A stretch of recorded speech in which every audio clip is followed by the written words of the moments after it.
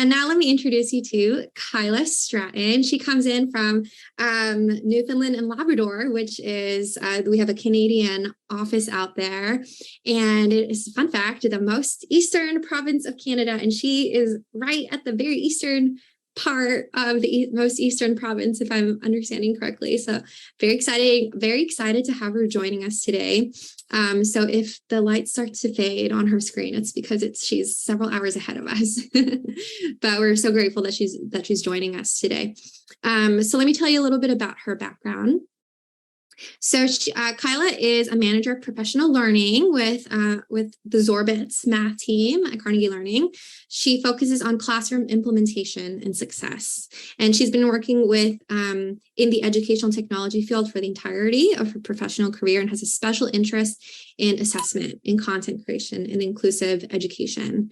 As a student who grew up participating in the beginnings of online and blended learning, Kyla strives to make positive changes to the field as she works on her master's in educational technology. She brings a lot of really great insight and research knowledge to our conversation today, and we're so excited to have both of these fantastic, brilliant minds opening up a little bit of their brilliance with us today. So without further ado, I will turn the time over to Kyla and Dr. Ritter.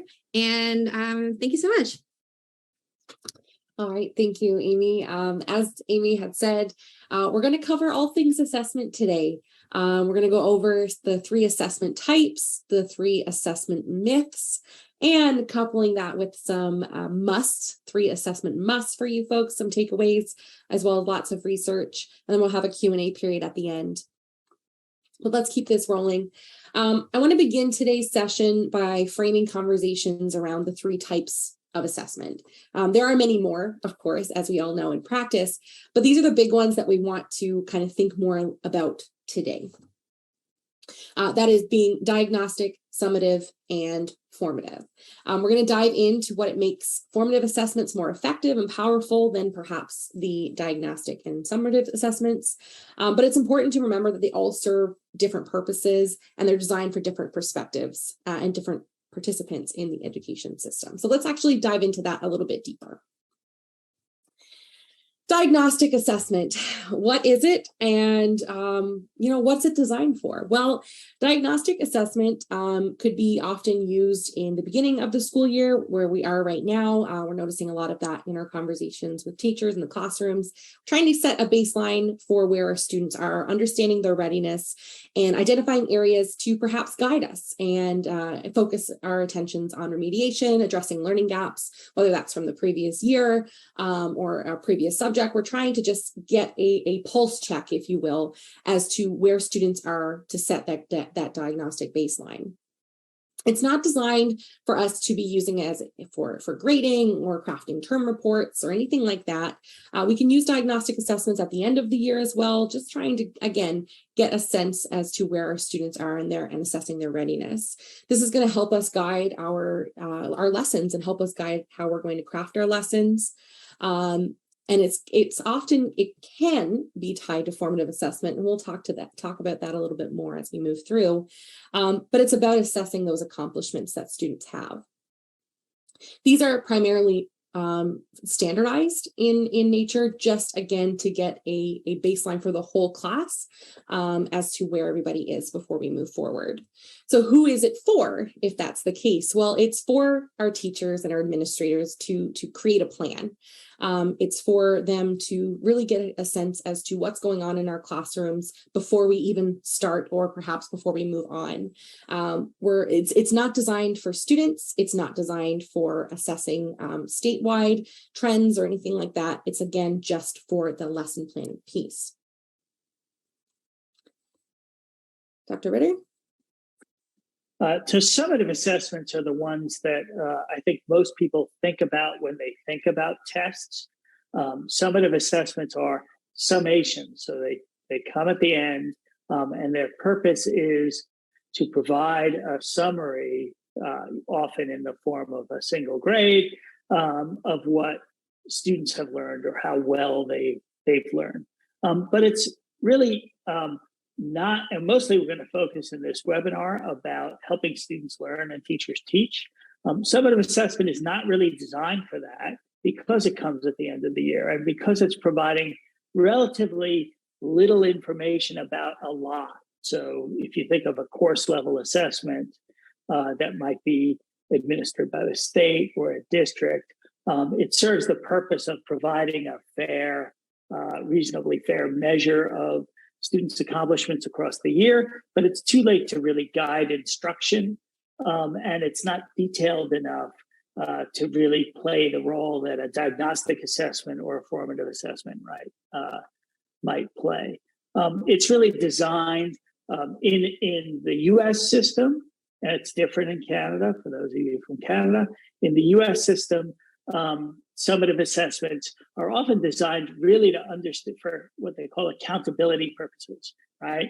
So it's for states and sometimes the federal government to understand how districts are doing in their mission of educating students, what districts might need extra support, for example, how schools, teachers, and student subgroups are performing relative to each other and relative to other groupings of students, other states sometimes.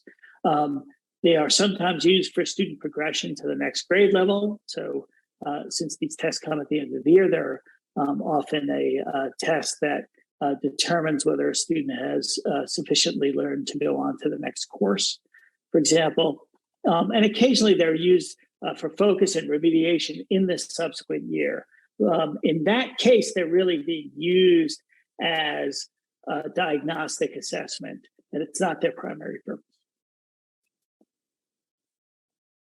And so to summarize on summative assessment, summative assessments are really designed for state agencies and administrators primarily to think about how well they're doing as institutions at the end of the year. They're somewhat designed to understand like how individual students have done for this progress focus, but they're not really designed to guide instruction or for students and teachers to take anything away from. And on the flip side, perhaps, of that coin, as we'll talk a lot more about as we go through the session here today, is the formative assessment. Formative assessments are designed really to help students learn and to help teachers teach, as Dr. Ritter mentioned just moments ago. We really want to make sure that teachers and administrators are gathering the correct information, and they're really using formative assessments to further guide the instruction in their classroom and differentiating the instruction in which they're giving in their classroom based on the needs of collections of students, individual students, and so on. And we really want to make sure that when we're using formative assessments, they're not designed for that formal evaluation. They're not designed as a judgment. They're just designed to provide the teacher with the insight as to where students are, and then, of course, craft the lessons and the differentiated instruction accordingly. And we want to really ensure that we're implementing research proven formative assessments. And that's practically what this whole thing is about. So again, you'll learn a lot more about this as we move on through. Formative assessments, though, are really designed for students and teachers and fostering that student-teacher relationship, building that trust, and being able to ensure that we're providing students opportunities to move along their learning trajectory at their own pace. So let's start with that first myth. Let's bust it, Dr. Ritter. All right. The first myth is that test results always reflect students' knowledge. And a lot of people have, I think, an over-reliance on what they can learn from tests. It's not that test results are unrelated to what students know, obviously. They're testing some things that students know. But there are a lot of factors that you need to consider that might come between the students being able to display their true knowledge on a particular test. So, for example, we talk about test anxiety. Everyone's familiar with that. There's some research showing that test anxiety is particularly pronounced at the middle grades level. And there's a particular type of test anxiety you can think of that comes under the phrase stereotype threat, which basically means that students from minority populations, or generally populations who are stereotyped as not doing as well academically or in a particular academic subject. Often these studies have been done with Black students and with women. When they are kind of called out or reminded of their membership in that group, they often do worse. So it's as if there's extra pressure put on them to kind of represent their identity within the test. And that actually causes psychologically extraneous working memory load, which is basically a way of saying that their mind isn't partly preoccupied with other things, and so it's harder for them to focus on the content of the test. There's a really nice resource guide. These slides and the recording will be available afterwards, so all these links you can follow to read the original research if you're interested in that. The category of prescriptive strategies are more generally issues where there could be a misalignment between what the test is asking and what the student actually knows. So one example in math that we've seen, for example, is a test might say, use the FOIL method to multiply binomials, right?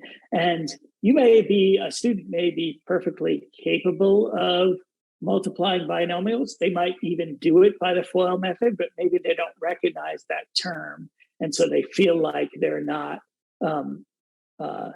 conforming or able to answer that question. And so sometimes there are just vocabulary terms that can interfere with how a student performs on a test. There are also issues in alignment. These alignment issues are sometimes very subtle. So one of the things that we look at a lot in Mathia is how what we call subskills impact student performance within math problems. So it turns out from looking at our data, when we look at students solving equations, you would think that a student who can solve an equation like 3x equals 5 would also be able to solve an equation like negative 3x equals 5. But for some students, that negative coefficient actually is more difficult to understand, more difficult to perform and solve equations with negative coefficients. And so within Mathia, we actually treat those as separate skills. And one of the interesting things that we also found was it's not just positive and negative coefficients in that case. A -1 coefficient acts differently because notationally within math, negative x equals 5 looks different. The coefficient is -1, but the 1 is implied within the mathematical notation, and some students get confused by that. So you can often think of a test as sampling from or picking a certain number of questions from the possible set of questions that you might ask about solving a simple equation like that. And one test might happen to ask questions that correspond to things that the students know and not questions that the student doesn't know. And so for individual students, you may judge their performance on that topic of how to solve an equation based on a sampling that doesn't cover the full range of skills that students might know to solve all equations of that type. Another interesting or important factor to consider is test-taking strategies. So in particular with multiple choice questions, often answering a multiple choice question is very different from maybe the expectation or the naive expectation about how students might answer a question. So for example, if you're asked a question, if you're asked to solve an equation, for X, and you have a multiple choice set of answers for what is X, what students will often do is not solve the equation at all. They'll take those possibilities from the multiple choice, the answers, and plug them into the equation, right? Which is a perfectly fine mathematical skill, but it's not a skill of equation solving. It's a skill of evaluation. And when you look at in general, test taking strategies. If people listen to Malcolm Gladwell has this podcast called Revisionist History, which I happen to be listening to a couple of weeks ago. This is a podcast from a couple of years ago, I think, where he talks about the LSAT, and in particular talks to some people from Princeton Review, who Princeton Review has a real focus on test taking strategies as opposed necessarily to knowledge, right? What they teach people to do on the LSAT is don't read the paragraph for understanding. Skim the paragraph for important bits of knowledge that will help you answer the question, because you don't have enough time. The LSAT's a highly timed test. You don't have enough time on the LSAT to read a paragraph in the way you would normally read and understand things. And so that kind of test-taking strategy is something that reflects your ability to take a test, but not necessarily your ability to be a lawyer or whatever we're assuming the test evaluates. Last item, which is really important, particularly in low stakes exams or exams that students perceive as being low stakes, is whether the students are actually putting in the mental effort and desire to succeed. So there's a whole bunch of research. One of the references is on this slide. The references involve looking at timing information. So with online tests, you can not only look at what a student answered, but you can look at the amount of time that they took to give that answer. And what you find is if you focus on responses that are given almost too quickly for the student to have really read and understood the question and thought about the answer, so you look at these rapid responses, you can use those rapid responses as an estimate of whether the student is taking the time, whether the student cares, whether the student's really trying on the exam. And you do find that students do these rapid responses, so indicate that they don't care on tests that are in fact low stakes. So often these state level summative assessments, things like the NAEP exam I worry about, because the NAEP exam has no consequences for the student themselves, things like that. Another thing to take into consideration, and they do sometimes find demographic differences too, that particular students just don't seem to be putting the effort into the test as much as other demographics. So a really interesting area and something to think about in terms of those tests. Absolutely. And as we think about the second myth, being that tests cannot limit student learning. This is something, that we dive into a little bit throughout with our musts as well. But they certainly can. They can actually hold back learning. There's a number of ways in which this happens. One of them being the teacher bias. We had talked about the stereotype threat just moments ago there.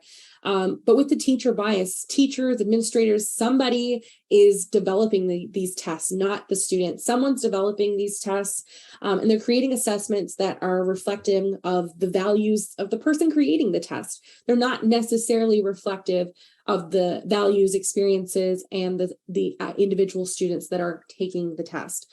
I'm not saying that this is done in bad faith, but we want to make sure that the teacher is using language that the students in their class are familiar with.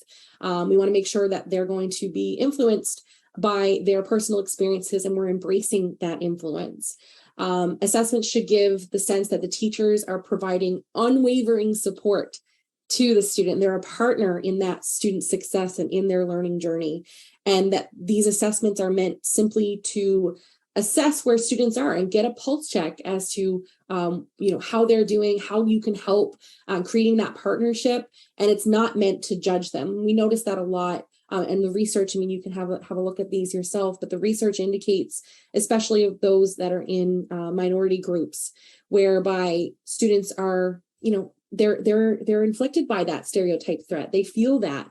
And if the tests are crafted in such a way that is insinuating that there may be a judgment on the student's behalf based on how they respond to a test or how they do, it's really going to hold back their learning.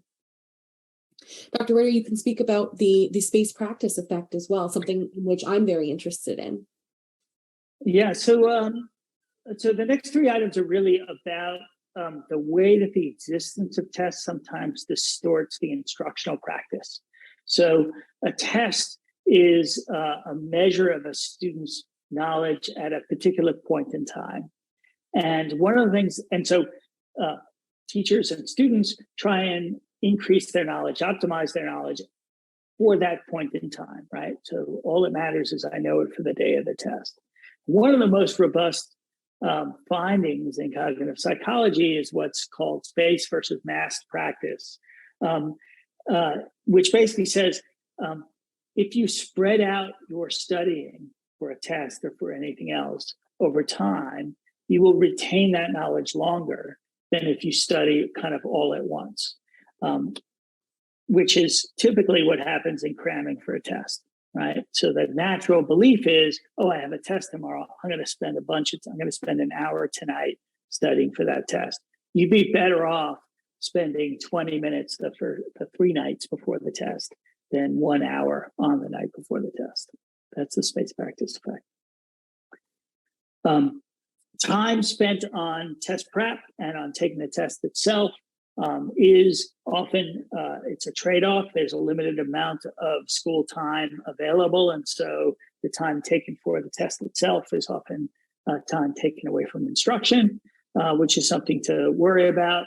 Another thing that I've been particularly worried about is we emphasize a lot of personalization of learning, including allowing students to learn at their own pace. So students will learn different topics at different rates. What we like to do in adaptive personalized learning systems like Mathia is give students enough time to learn particular topics that they might be struggling with more than other students. To the extent that you introduce benchmark exams, though, and including the end of year exam, for example, you're forcing students to prepare for those benchmarks, prepare the content for those benchmarks, which basically means, if you had something like a monthly benchmark exam, what you're doing is constraining within that month, requiring students to learn the material that's going to be tested on that benchmark.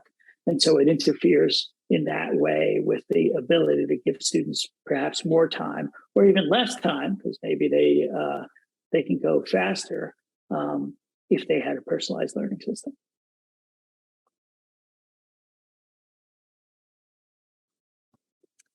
And myth number 3, let's bust this one. The best way to prepare for a test is to simply review the material. Yeah, this is a really interesting misconception that people have.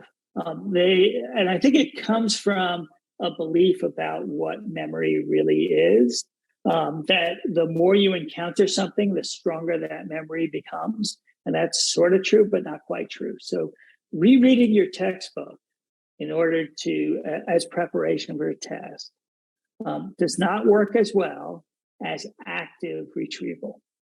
So if you are rereading your textbook, it gives you the ability to what's called mind wander, daydream. It might be a more common phrase.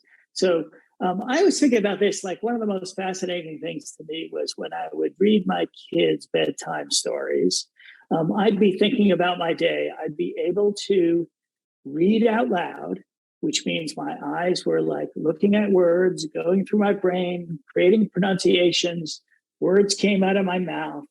My kids would hear those words and hear the story, and I had no conscious awareness of what was going on in that story. And I know that because occasionally my kids would ask me questions like, now, who is Tom, that character?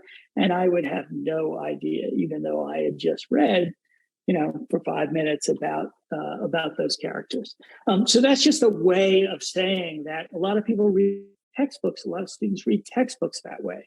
The word, they're reading the words. It's kind of going through their brain. They have a feeling of fluency. They're getting through the material, but they're not really actively engaging with the material. And one way to ensure that you do actively engage with the material is self-test. So things like flashcards is one example of it, but any sort of memory retrieval where you're stopping and thinking and requiring yourself to think more deeply about that content and try and integrate it into your existing knowledge is a much better way to study than just kind of rereading. Absolutely. So I'm going to pose this question now out to you folks, out to the participants in the chat. What concerns, now that we've talked about all the myths and those things, we'll get into the musts in just a second, but what concerns in your professional and or personal experience, what concerns do you have about assessment?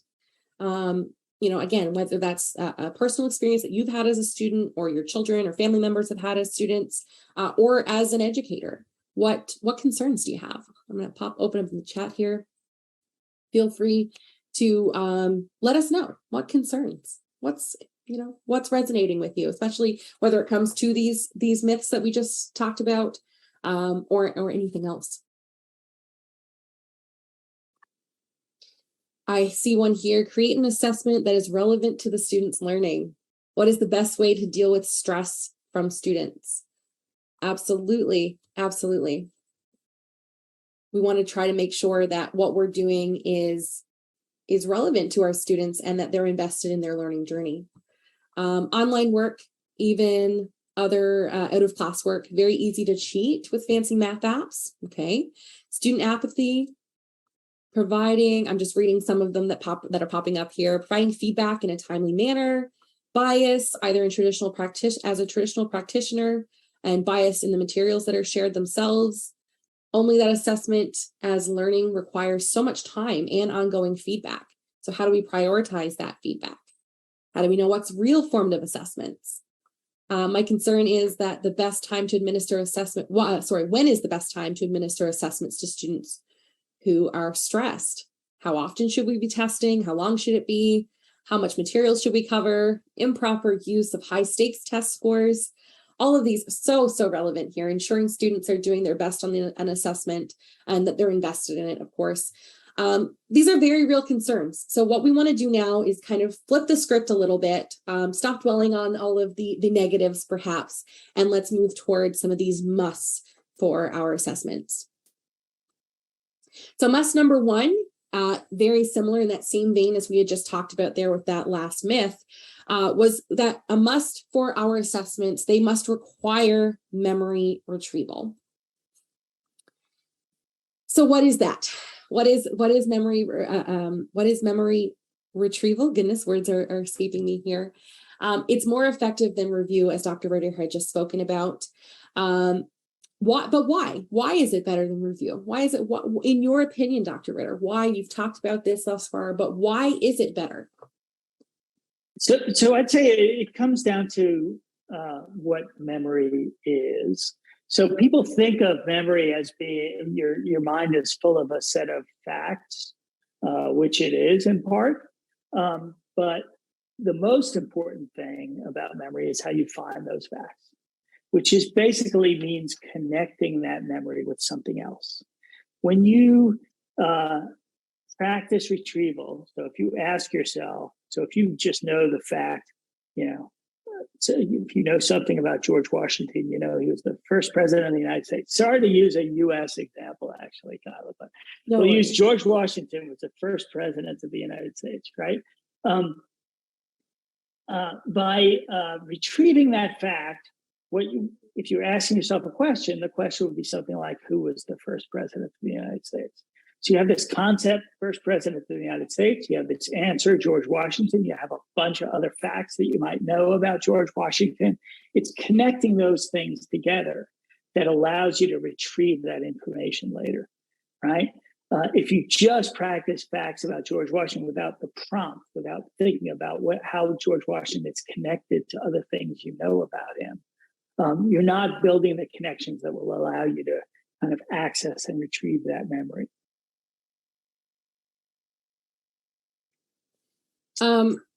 Yeah, so sorry, go ahead. I was just going to go on to the next bullet point, which is really kind of evidence for this. In the last couple of years, Ken Kager, who's another co-founder at Carnegie Learning, has published a bunch of research on what he calls the doer effect, where he shows that active learning, that students who are answering questions, do more active content, learn 6 times better than students who are just watching videos. So videos often again, videos can be very powerful educational experiences, but they're only powerful educational experiences, just like lectures, if you're engaging, if students are engaging. And a lot of students will kind of more passively watch videos without engaging with it. And so what the active learning does is force you to kind of engage, to do that retrieval practice. And you see 6 times greater, more efficient learning in this case. 6 times less time needs to be spent on studying if you're doing the active learning versus the passive videos. The other thing is this false feeling of knowing. So when you reread a text or when you watch a video, you often get this kind of feeling of fluency, like, oh yeah, I got it. Just like when a teacher is like solving a mathematics proof on the board, students might be nodding in their heads and going, oh yeah, I got it. But the truth is, at the end, they might not. And when you test yourself, when you're forcing yourself to retrieve, it gives you a better sense of what you actually know and don't know. I think that covers that third bullet point as well. And there's a nice reference. Number of faculty at Washington University in St. Louis have put together a number of guides based on cognitive psychology research, guides for studying and instruction. The Retrieval Practice Guide, I think, is really good. You can follow some more references and get more recommendations from there. Absolutely. And when we think about like when do we provide students the opportunity to do memory retrieval? When do we do this? When I speak with teachers and talking about successful implementation of tools, specifically in the math classroom, but realistically, this is very cross-curricular, can work in many different situations, across many different grades, is that, when we think about crafting a lesson, we really worry about making sure that we're getting the content out there and students have the opportunity to learn the content, often in a number of different ways or different scenarios. But we want to make sure that this memory retrieval is integrated directly in. And this is really where admins can come in here to help their teachers, and support them in crafting lessons that allow for reflection at the end. And we can really consolidate our learning, provide students with things like, exit tickets or learning artifacts, portfolio items, not necessarily from it's not a formal assessment. It doesn't have to be a formal assessment. It can simply be, turn to your neighbor and talk about what you just learned. It just provides them with that opportunity for reflection. And should be common practice in a classroom. It shouldn't be an extra. It should be integrated directly into the lessons themselves. And as we move on here now to this second must, we want to be able to not only have that memory retrieval, but we want to provide opportunity for space practice. And we did speak about this a little bit earlier, but I'd love for you to elaborate on it a little bit more, Dr. Ritter. Yeah, so we talked about space versus mass practice. Like I said, it's a really robust finding. It's been validated in hundreds of studies, maybe thousands. And what's really interesting about mass practice or cramming is, so it says cramming doesn't work, but in some sense it does, right? If you study before a test, you are going to do well on that test, right? When you cram for a test, your ability to receive knowledge, to recall knowledge, to execute that knowledge on the test will go up. And it may even go up more. In a lot of cases, it'll go up more than if you did it on space practice, but you will forget it more quickly. So one of the things that the brain is trying to do, the brain's kind of amazing in many ways, but what it's trying to do is optimize your ability to remember what you need to remember at the time that you need to remember it. That's one way to think about it. And so if you're telling your brain that I know a bunch of facts, or I need to study a bunch of facts right now and never again, the brain will say, great, I'm going to build up your ability to know those facts right now and never again, right?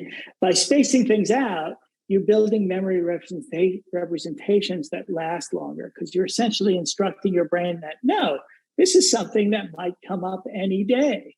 And so I need to make this available any day. That's part of it.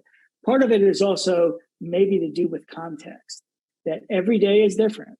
And so if you study something on 3 different days, there'll be slightly different kind of contextual factors, ways of thinking about things. You'll have time to consolidate memories at night, like when you're not directly thinking about stuff. And so in general, spreading that out over time just strengthens the memory, makes it more likely to be remembered later.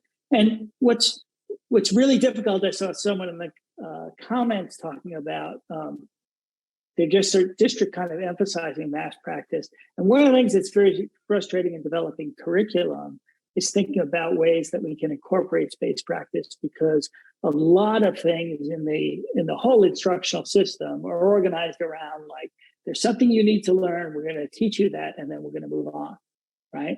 And that's fundamentally at odds with kind of saying, well, we're not going to like move on, we're going to come back to it and come back to it, come back to it, so you get that space practice. So finding ways to build in that space practice. Sometimes it happens in mathematics because more complex problems require you to do things that you've done before, right? So when you're doing, let's say adding fractions, you're forming common denominators, you're also doing multiplication of integers, for example. And so you're getting practice of earlier content in more complex content, but really being deliberate and thinking through exactly how to give that continuing practice over time is one of the real challenges in curriculum construction. And someone asked about the links to the retrieval practice guide. There's another space practice guide from the same group. These slides will be available, so these links will take you directly there, so you can get this information after. Absolutely. And along with that retrieval guide there that we had talked about and was asked about just a moments ago, that space practice guide that was mentioned earlier is also linked here. And it's a really great one as well to look at the problems with space practice that some of you have expressed in the chat here, but also looking at ways in which we can implement it actually in our classroom, right? It's great to talk about these things, but how do we actually put this in front of students? How do we support our educators with this if we're in admin? How do we actually move forward with implementing some of these musts? Yeah, a copy of the slides, all of that, as well as the recording will be sent out to you folks, not to worry. We're going to move on to our third must now, one that is particularly near and dear to my heart because I think about it a lot, is about giving meaningful feedback. And I've seen a lot of that throughout the chat here about, the concerns with feedback, because we know that we want to give meaningful feedback, but what does that mean? What's the time investment? How do we actually craft this so that we're getting our best return on investment in regards to time, but ensuring that we're meeting our students' needs as well. So one of the studies that I always kind of draw back to is about feed up, feedback, and feed forward. We know feedback is super valuable. It's super powerful. And immediate feedback at that, but like, what does that actually look like? It's very much an iterative process. And meaningful feedback can mean a lot of different things to different people. But here we want to make sure that we're meeting a student where they're at. We're getting a vibe to see where students are. We're seeing where they are at right now, helping them get to that next step, kind of bridging that gap for them, getting to where they want to go, and then where do we move from here? So we always talk about, meeting students where they are, helping them where they want to go. That can mean something very different for every student and in many different contexts. So the feed up, feedback, feed forward model here, there's a lot of text on your screen, I apologize, but really at its core is that the feed up is helping students establish the goals, trying to lay those out very, very transparent with the goals. This is what we're going to do, one after the other after the other. But how am I going to get there? So here's the goals that I want to achieve. What are the steps that I need to do in order to achieve that? Students need guidance. They need a little bit of that back and forth. Again, this is very much an iterative process. And then after that's all done and we've perhaps met our goals, or maybe we didn't, we need to plan our next steps, right? If we think about ourselves as adults, we need to plan our next steps. We're always constantly trying to improve, and that's going to be happening. And that's the case for our students as well. So we want to ensure that the feedback is going to work at multiple levels. We want it to work at the task level, what's actually happening in front of us. We want to make sure that it's happening at the process level. We want the main process needed to understand and perform those tasks. If we think about from a lesson perspective in our classrooms, we want to make sure feedback is going to work from the self-regulation level, which is something that we don't often talk about when we think about feedback, but it's, very much that classroom management piece as well, and ensuring that we can direct students, they can regulate themselves, they can receive feedback. It's very much that give and take process. And then students are going to be able to provide themselves with feedback. We're going to teach our students through a lot of these, social emotional learning skills that we're pushing in classrooms, that they're going to be able to accept feedback and actually give themselves feedback and go through this process of where do I want to go? How do I get there? And where am I headed to next? So this is something, of course, you folks can peruse, but we want to make sure that feedback is meaningful and it's intentional, but it's also very iterative. It's not just a one and done. It's something that we're continuing to do as we move forward, especially when it comes to that immediate feedback piece as well. Dr. Ritter, I know you have some insights, especially when it comes to immediate feedback. Yeah, a lot of the work that went into the development of Mathia and in general, the approach that we take in Mathia is about when to give feedback and what kind of feedback. And in some ways, like a lot of education is about that. We know that students learn when they're engaged and sometimes when they struggle. So there's the concept of desirable difficulties, which a desirable difficulty is essentially a way of saying, let's withhold feedback for students for a little while and let them progress. But that can be taken too far. And what we found, Corbett and Anderson, in some early studies that led to the approach that we take in Mathia, looked at when students got feedback when they were solving problems.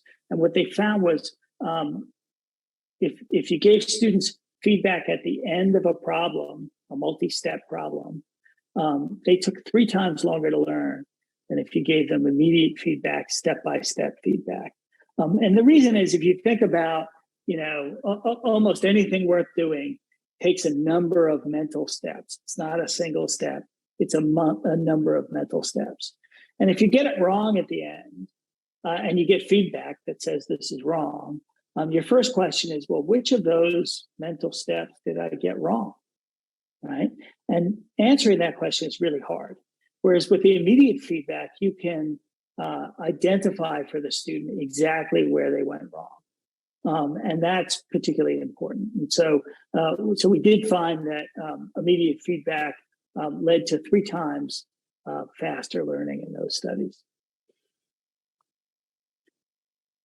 We want to talk about formative assessment.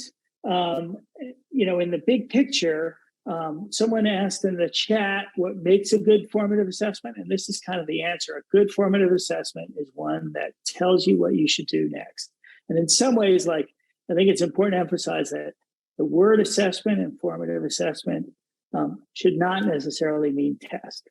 It's okay and sometimes appropriate to give a more formal kind of test, but sometimes it's just verbally asking a student a question, understanding whether they can explain their reasoning, understanding whether they can answer a particular why type question.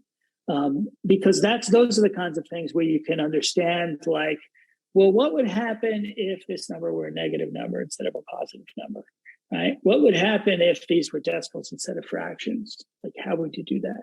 So getting students to think through those things and understand their reasoning is particularly important for differentiating instruction, because you understand kind of the little things that students might know and don't know.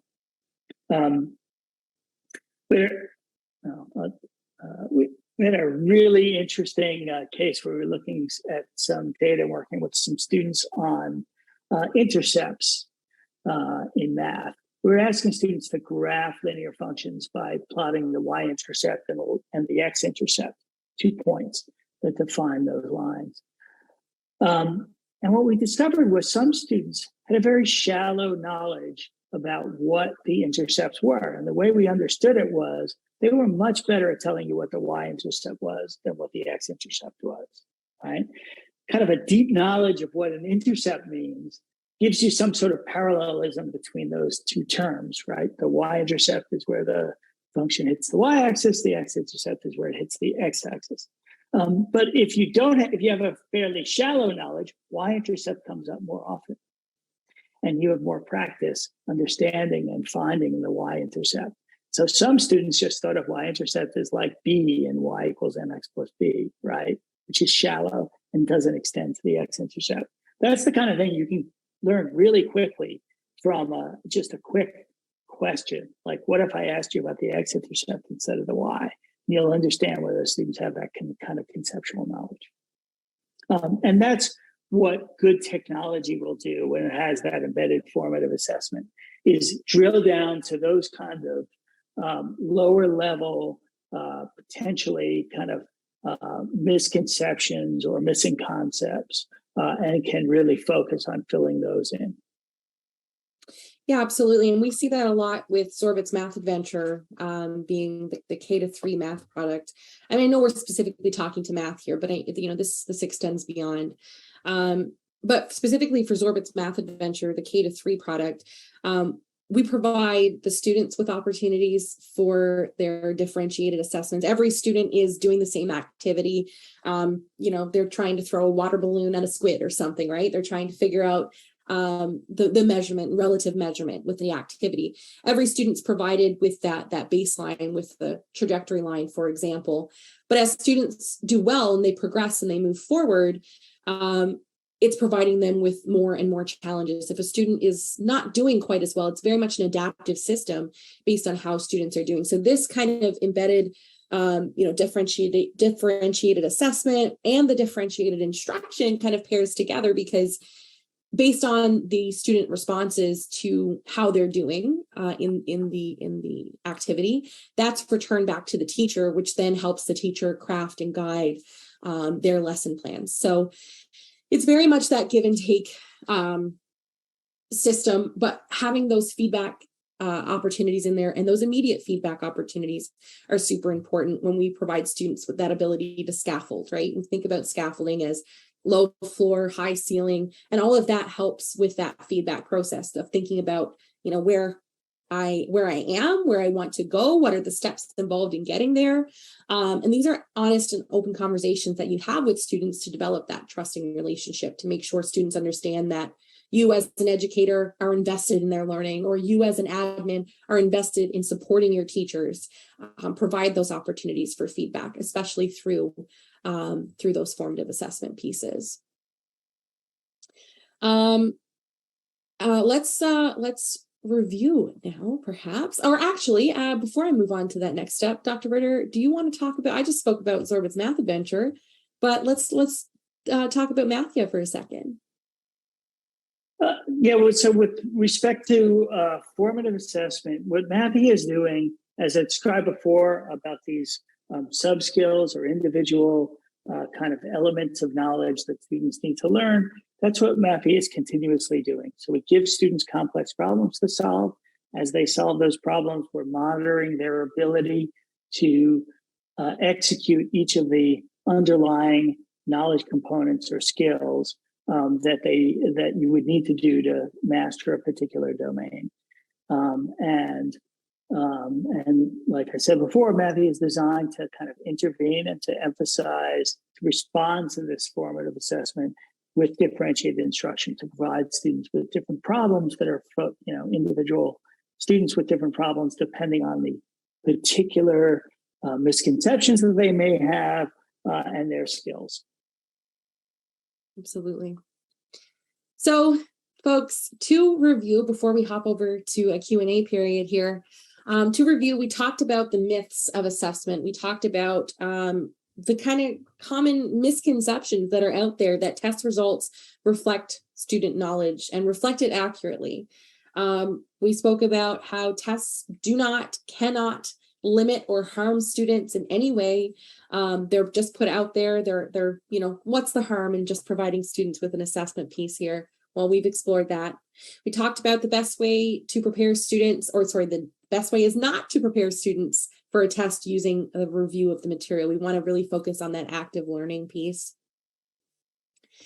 The musts here for takeaways, of course, there's tons and tons of research there. There's tons of the bullet points. But we really want to stress memory retrieval, spaced practice, and that meaningful feedback. So if you're going to take anything away from today, it's that memory retrieval, spaced practice, and meaningful and often immediate feedback is very important when we're crafting our assessments of any form, whether that's a formal assessment, whether it's an informal assessment. We need to make sure that these things are provided to our students, and we're creating that very much a trusting relationship as we build students and provide them with the confidence to move forward. We're going to go to our questions now, and I know that I guess I'm going to take Amy's thunder here, but I do want to say, because I did notice it in the chat, a lot about thinking about student confidence, the test anxiety side. Let's actually address test anxiety as our first question. I'm going to throw that out there. Yeah, so I saw a number of people asking about how to alleviate test anxiety, how to deal with it, and I think the first thing to understand is it's really related to the student's state of mind about the exam. Certainly for formative assessments, the framework is always about, like, if you know about the mindset literature, it's about students understanding that they can get smarter, that they can learn. And if that's their goal, is to learn, then the getting something wrong is an opportunity to learn. It's not a statement about yourself. And the most important thing is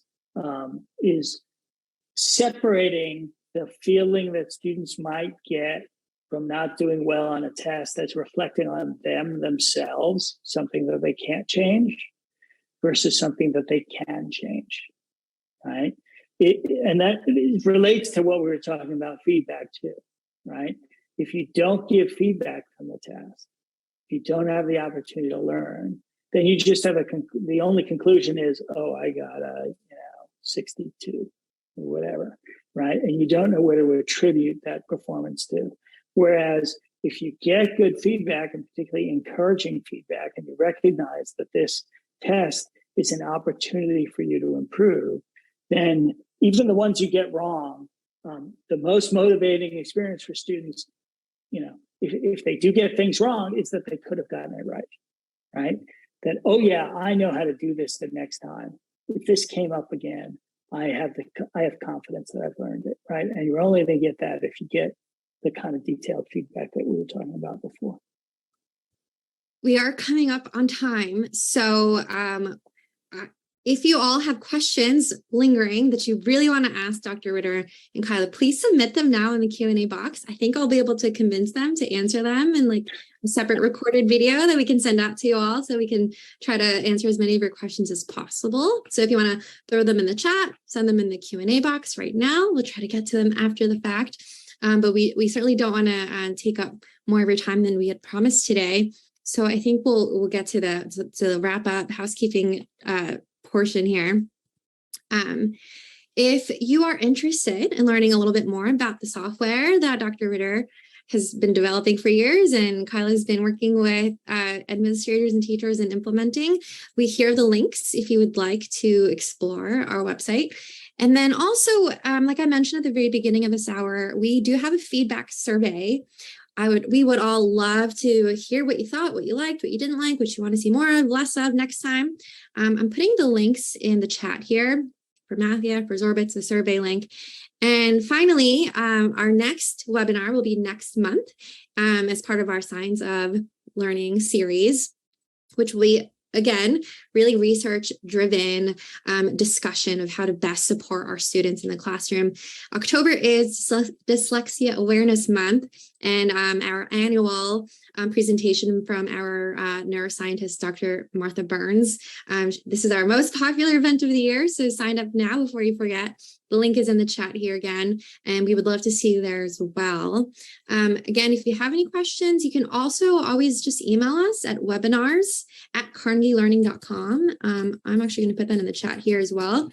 If you have something that you wished had been answered in the Q&A, or if you think of something later and you want to just email us, again, it's webinars@carnegielearning.com.